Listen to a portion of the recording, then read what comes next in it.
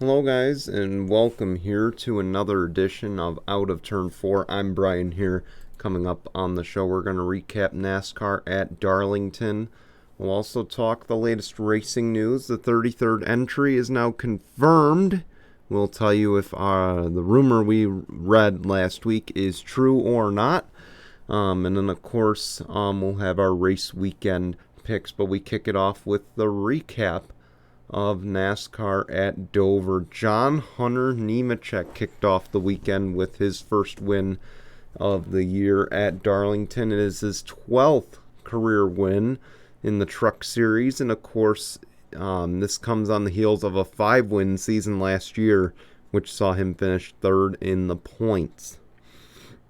But him winning wasn't the reason that it made big headlines, of course. Keep in mind, he made headlines. A fan threw a beer can out onto the track. It nearly hit Jamie Little, I believe, and John Hunter Nemechek. And of course, this isn't as bad as what you saw, I'm sure, in the 80s and the 90s, where they would have to stop sporting events because of all the beer cans that were thrown out onto the track. But the fact that someone got big mad over a truck race, I think you need to reevaluate your priorities. But hey, when you're drunk, it happens. There's a simple solution to stopping it. I don't think the sports networks want to hear it, but the truth is it would stop if you would stop interviewing the winner on the front stretch and interview him in victory lane like you used to back, 5-6 years ago. Just saying. Wouldn't happen if you did that. If it did, it'd be in victory lane. So, just thought I'd throw that out there. There's very few fans that go to victory lane after the race, if any, in some cases. So, just my thought there. We move on to the NASCAR Xfinity Series, where Justin Allgaier snapped a winless streak, and he got his first win of the season at Darlington. It was his 17th career NASCAR Xfinity Series victory. Good win for him. And then on the Cup side, Joey Logano, he got a nice little hit on William Byron. He bumped him. He did a bump and run with 2 laps remaining and went on to win the race, while Byron would go on to finish 13th. It is Logano's first win of the season. He also snaps a 40-race winless streak with his first win ever at Darlington Raceway. I get where Logano says that he feels like he got run into the wall, but I guess I could see both sides, but obviously Logano's got a bad history of... Now look, back in 2009, I'm going to be fair. When Logano was a rookie, I said, man, he needs to start learning to defend himself against people like Kevin Harvick, and he better learn quick to show these guys that he's not going to get pushed around. Well, fast forward 13 years later, and it's a totally different extreme now, where it's I hit you, or you hit me, and I'll hit you. You hit me, and I'll hit you twice as hard. That's the motto he's essentially sending off. So that's just my thought. Again, I see what Logano says. I see what William Byron says. So, totally see both sides of the argument. But, Logano's going to have one coming. That's just my honest opinion there. He's going to have one coming. I don't know when. I don't know where. But expect it to come to him very soon.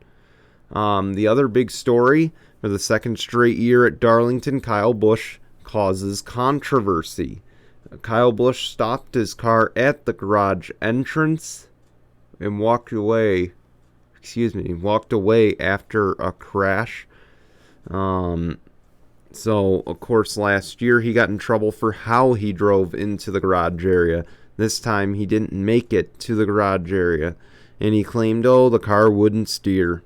You know, it's a likely story for Kyle Busch, and it's hard to believe anything that he says when things happen that are bad. You know, the Ron Hornaday incident, last year's incident. He's become very hard to believe. So I imagine maybe some discipline will be coming this week in terms of, I don't know, $25,000 fine, I think is more than likely what's going to happen. That I see most likely happening. But I think, again, you know, for a man who's... For a guy who's very close to either re-signing or getting released by Joe Gibbs because sponsorship isn't there, you would think he'd clean up his act a little bit. You'd think now would be the time for him to start growing up. Because look at his brother. Okay, his brother landed on his feet after Team Penske, something I don't think any of us thought he would do. And now he's with 2311.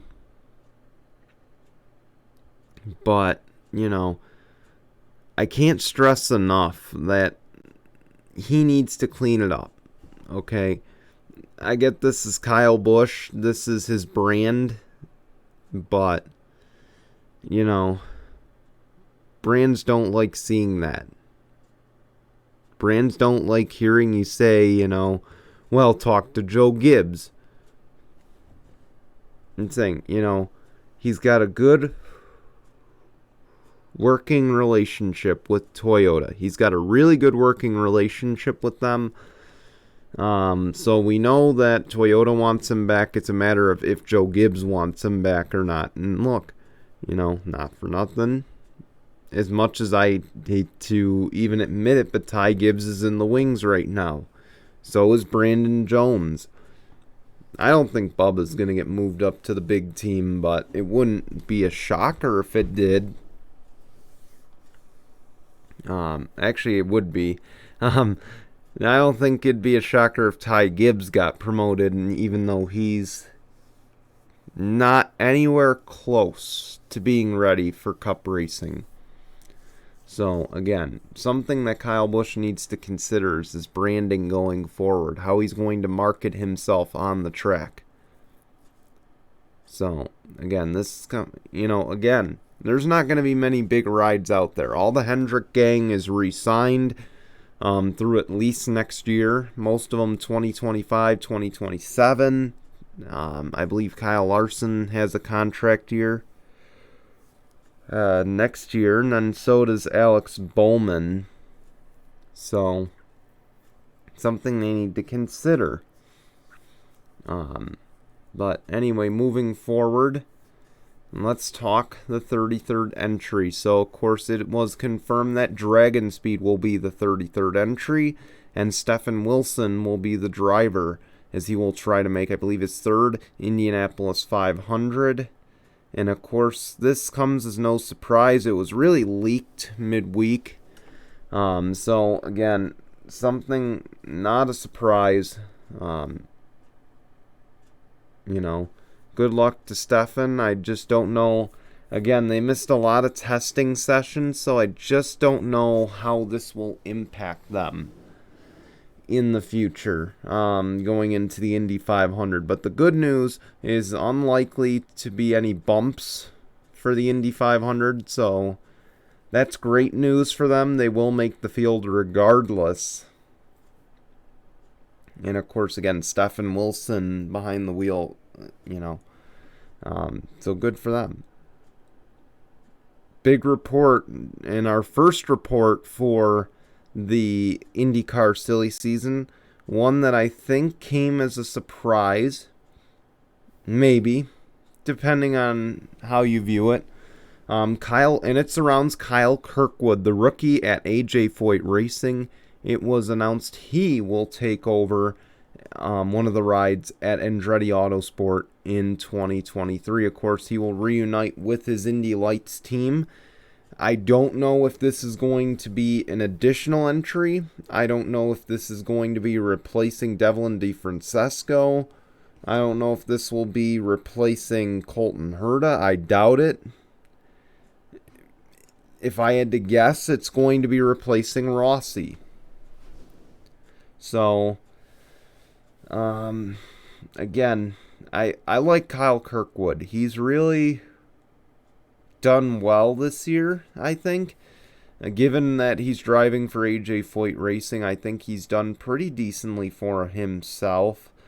And again, to see him reunite with Andretti, I think is huge, because keep in mind the success they had. I believe they won a championship together in Indy Lights. They had a dominant run in Indy Lights, so it only makes sense that he goes back to a team where he had that dominant energy there.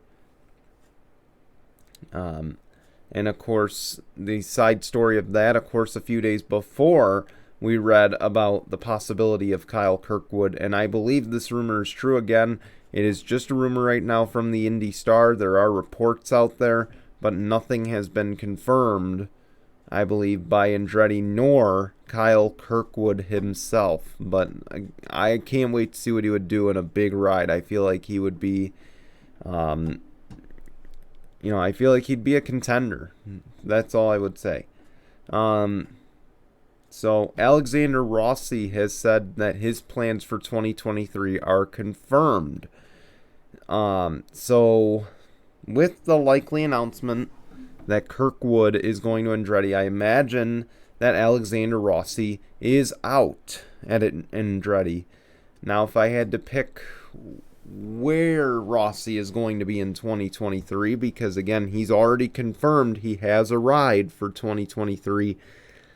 I floated last week the idea of Team Penske. I floated it at the beginning of the month that Team Penske could be that team. But again, his lack of production the last few years, granted a lot of it not his fault. I mean, the pit crew costed him, I think the last two Indy 500s he had a shot to win, and the pit crew costed him. So, if I had to guess, I don't think it's Team Penske. I do think they want to go back to a 4-car program, but I don't feel like they want to pick up a struggling Alexander Rossi. No. I feel like if anyone's going to pick up a struggling Alexander Rossi, it will be Arrow McLaren Schmidt Peterson in the third ride. That's what I think it will be. Again, Rossi's name has been floated around with that. I believe the Associated Press leaked but did not confirm, they did not firmly say that Andretti is going to McLaren next year, Arrow McLaren Schmidt Peterson. But I think it's more than implied if the AP is posting it, because the AP is the best that you can get in terms of journalism. So we'll see, a lot. Again, it's still May. This is very unusual to hear big moves like this in May, especially when we haven't even gotten past the Indy 500 yet. So just hold on to your hats. That's all I'm going to say. We are in for a wild ride this postseason, or this silly season. So, again, you want to stay here with Out of Turn 4 for all the latest news. Alex Palou spoke this week about the possibility of returning to Japan in the future and said a return to Japan would be amazing. Of course, if you recall, the last time IndyCar ran in Japan, it was at the Twin Ring Motegi Road Course back in 2011. Of course, for years they ran the oval at Twin Ring Motegi, and I believe it's called Mobility Resort Motegi now, so correction there. Again, the oval was damaged by an earthquake years ago. I don't believe they fully repaired the oval, and really no one has raced the oval in years. So what would make them decide, maybe we should go back there. But, I mean, I would like to see them go back to Motegi. Of course, the other option is Suzuka, which hosts the F1 Japanese Grand Prix, which I believe will take place this year for the first time in a few years. So, again, I think having Suzuka would be nice, but again, we don't need another road course. We don't need another street course. What we need is an oval, and I feel like Motegi would be a great option. Of course, Honda owns both tracks. Another big selling point there. Of course, costs would be a downside, but I believe this could be an exhibition race maybe in the future. That's a possibility. I think a high possibility. Again, I just don't see any abroad IndyCar races in the near future unless it's Canada or Mexico, which they should invest in Mexico, seeing how much, again, Pato O'Ward is from Mexico. I feel like he'd get a good following there, and I feel like, certainly that would be a nice race to watch. But anyway, let's get on to the picks here. And we start with the Grand Prix, the GMR Grand Prix. And I am picking Romain Grosjean. Of course, he finished on the podium twice last year at the Indianapolis Road Course for the first time in the GMR Grand Prix. And then, of course, in the summer race with NASCAR at the track as well. Anyway, Camping World Truck Series at Kansas. I didn't write anything down. I was in a little bit of a hurry. But I'm going to pick Zane Smith. I think he's going to win. Cup Series at Darlington, we're going to go with William Byron. Cup Series at Kansas, we're not going to go William Byron. We'll go Alex Bowman with this one. I think Alex Bowman's got a good shot at this one, and he'll get his second win of the season. But those are my picks. We want to thank you for watching. We hope you liked what you saw. Let me know what you think about the topics we discussed, and I will see you back here next Tuesday. Be sure to tune in, though, before that, to No Final Bell tomorrow at 5 p.m. Eastern, and then, of course, I'll be back here on Sunday for Sunday Morning Tinkle at 9 a.m. Eastern on YouTube. But until then, goodbye, everyone.